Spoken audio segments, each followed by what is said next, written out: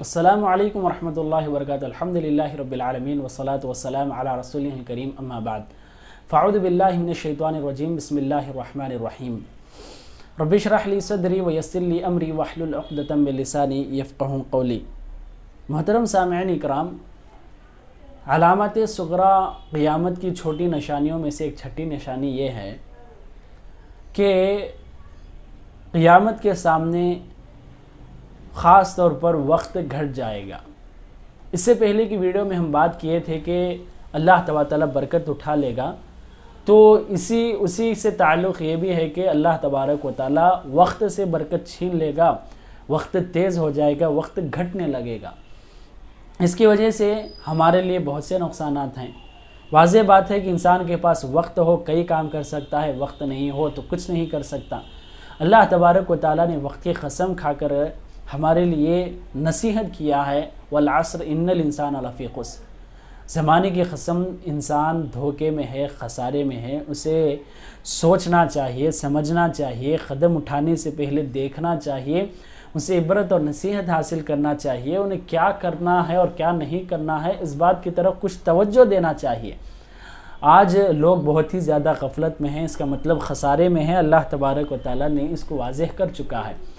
اللہ کے رسول صلی اللہ علیہ وسلم نے بھی، صحیح بخاری کی حدیث ہے کہ وقت گھٹ جانا یہ قیامت کی نشانی میں سے شمار کر کے کہا، جیسا کہ ابو ہریرہ رضی اللہ عنہ کی روایت ہے، اللہ کے رسول نے کہا کہ یتقارب الزمان وینقط العمل، کہ قیامت کے سامنے زمانہ گھٹ جائے گا، کم ہو جائے گا، وقت کی تیزی ہوگی اور وقت بہت چھوٹا اور کم ہو جائے گا اور عمل بھی گھٹ جائے گا۔ تو واضح بات ہے کہ انسان کے پاس وقت ہو تو بہت کچھ کر سکتا ہے، وقت نہیں تو کچھ نہیں کر سکتا۔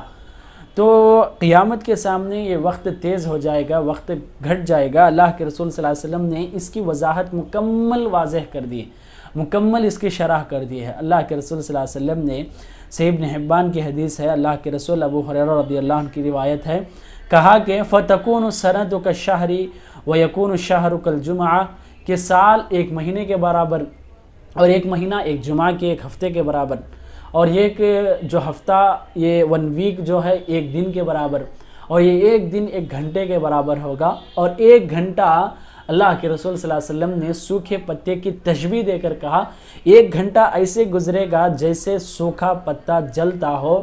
کھجور کا خاص طور پر اس میں ذکر ہے، کھجور کا پتا، سوکھا پتا جس تیزی سے جل جاتا ہے، اس طرح اگر ہم پتے کو ہاتھ میں اٹھائیں اور جلا کر دیکھیں تو ہم دیکھتے رہیں گے کہ جلتا جلتا ختم ہو جائے گا، اتنی تیزی سے وقت گزرے گا۔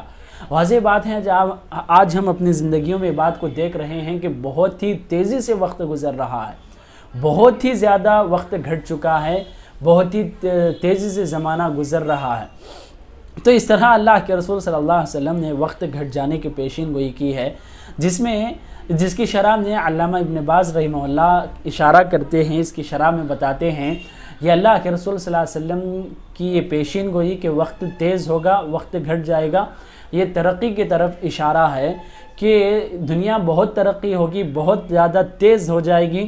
جو اس زمانے میں ایک سفر کے لیے کئی مہینے کئی سال لگتے تھے، تو اس زمانے میں کئی گھنٹوں میں بہت دور دور تک انسان پہنچ جاتا ہے۔ یہ تیزی کی طرف اشارہ ہے۔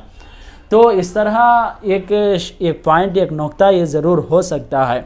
اس کے علاوہ علماء اکرام نے یہ وقت گھٹنے کے متعلق خاص طور پر وقت کے اندر سے برکت چھین جانا، اس کی طرف اشارہ کیا ہے۔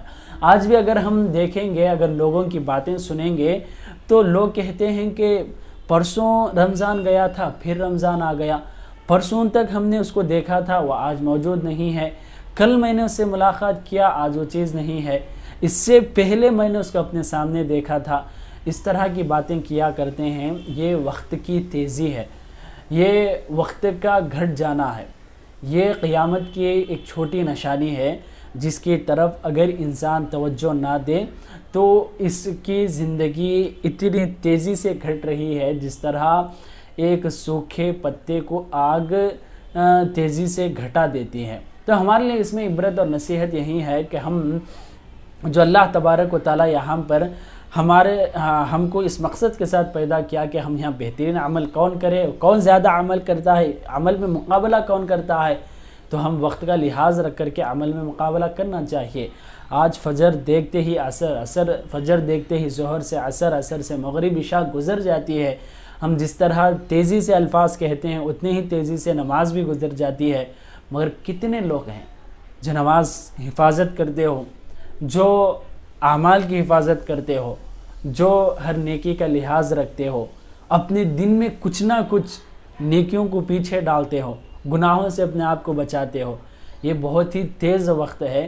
انسان کے متعلق، فتنوں کے متعلق علماء اکرام نے بیان کیا کہ اگر انسان فتنوں کو جھانک کر دیکھے گا، فتنوں کو دیکھے گا تو فتنے اچک لیں گے۔